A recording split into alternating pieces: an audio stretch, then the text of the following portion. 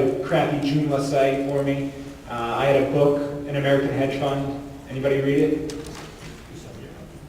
Did you read it? One person read it, cool. So the book didn't really take off like I wanted. The blog actually did better. But I met this guy because he emailed me. He's like, your Joomla site sucks. Let me design you a WordPress site. I'm a web designer. So, after a little discussion, I gave him a chance. And he came through. And, in January '08, we launched the version 1 at timothysykes.com. There's been several versions. Lesson number 1 is just always keep changing your site, adapting to what works and ignoring what doesn't work. We sold some ads for a few months. This guy was trying to tell me it's all about ads. I was like, most people in the stock market are frauds. It's tough to sell ads or frauds. I don't believe in them. I don't think it's ethical. It's not good business.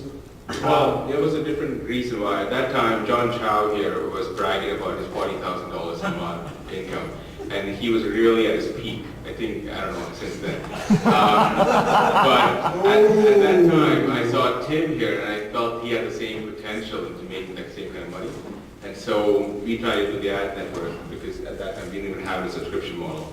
And we said, let's pre-sell ads to financial brokers who would pay anywhere from $5,000, $10,000 a month,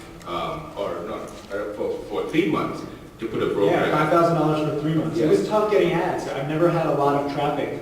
Even now, I only get 150,000 views a month. So I'm basically getting almost $1 for every view, which I think is a pretty good conversion ratio. I don't know. I'm not an ad guy. I'm a stock guy. And what really created the membership site, what really launched us, was in June of '08. When we started Tim Alerts, which is just my real-time stock alerts, following in the footsteps of Jim Cramer, who used to be good, but now he's sold out and has become the devil, or circus clown, whichever you prefer. So it's basically competing against him, and he has 50,000 subscribers paying him for his real-time alerts. And I said, wait a minute, I'm not a circus clown, I'm an actual good trader. I should be able to get 50,000 subscribers too. And it hasn't worked out that way, but we have 1,500 paying subscribers at $50 a month. So it adds up. And now we also tried, in July, we tried Investing Channel to manage ads. InvestingChannel.com handles all financial ads, and that really hasn't worked out very well, although we still have them just because we're too lazy to take them down. You want to All right, so what we got right? Well, essentially for the first 6 months before we started Tim Alerts, we just pretty much made a site and listened to what our subscribers wanted. It was the time when Tim was just branding himself, and we were just going all out, talking about him in message boards and in YouTube videos, and trying to get as many other bloggers to talk about him and build his brand. And when the brand was built, we said, why don't we do this real-time trade alerts and start charging people for it? How did you specifically start asking for that feedback? At the time, for all the free, everything was free at that time. Yeah. The first 6 months was just free, trying to pitch my book and instructions. What was specifically? Just all the blog content. I would talk about the trades that I did after the fact. Okay. And, I was just trying to prove, okay, my DVD works, here are the trades, here's how they work. But people were like, okay, that's nice, but we want them in real time. So I didn't think of this. You don't realize what people want until they start commenting on it. So for each blog post, there were at this time 100, 200, 300 comments, and nearly half of them were like, we want this real time. So I just made it real time. So simple. Made it real time. And then you want to talk a little bit about the pricing structure? We started at $29.97 a month. This seems to be common for premium newsletter subscription sites. It's $1 a day. It's very good marketing tactic. People can, $1 a day, what is that? It's like lotto, and no one wins the lotto. Has anybody here won the lotto? Yeah, let that be a lesson to everybody. One guy? Are you kidding me? You won? No. You won? Oh my God, that just throws everything off. The odds of winning the lotto are like 1 in The odds of the guy in the audience winning the lotto? Yeah. That's like 1 in 70. That just screws up my whole day. But it's prices must end in 7. I read this on some marketing study, so if you look at my DVDs, they're all like $397, $697. Have you ever tested it? It works. How do you know for sure? We're not exactly that smart. We're just kind of lucky this way. We'd be scared to even change it now because it's kind of working for us.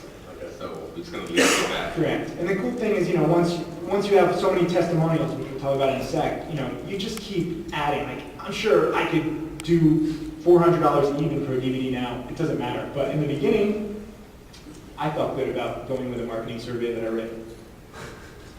But how do you get traffic? This is the main thing. There were a lot of people in the last session. They had a few hundred people a day or a few hundred people a month. That's not even a site. That's a mockery of a site. If you believe in what you're doing, if you think that you have good advice or good information, you need to get it out there. Hit up message boards. Take out cheap ads. I use Stumble Upon ads. I just started that. It's 5 cents a click. It's nothing. And blog often. This was another John Chow. John Chow was really my role model, except for the hair. Blog often. And blogging 3 times a day is what I still do to this day, which is a pain in the butt, but it gives you a lot of content and it helps you with Google. You mean hard work pays off? Hard work definitely pays off. Yes, it's weird. I mean, the way Tim's blogging, right now I think there's a blog post for November 1st already written up and scheduled, so he can come here. So that's essentially it. When you have time and you're in the mood to blog, just keep blogging, write 5 blog posts, but only publish 3 a day, kind of thing. But also more importantly, they talked about this in the last session too, you need a face. Like if you're somebody giving advice or you're in charge of a membership site, like you need to put your face, your name out there. People use like these weird names, like screen names. Just use your real name. If you're actually good, you should be proud of what you're doing. You shouldn't need some fake name. You're going to be like, what, chatting in cyberspace with some other fake name person? Come on, you freaking geeks. Use your real name. It's so good for branding. It's real. Literally, if you're real on the internet, the sky's the limit because there's so many people who are not real.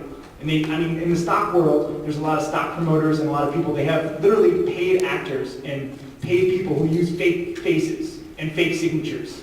Let me ask you a question though. How will you ever sell Timothy Sykes.com? I will not. That is the gift and So the curse. you never have an exit?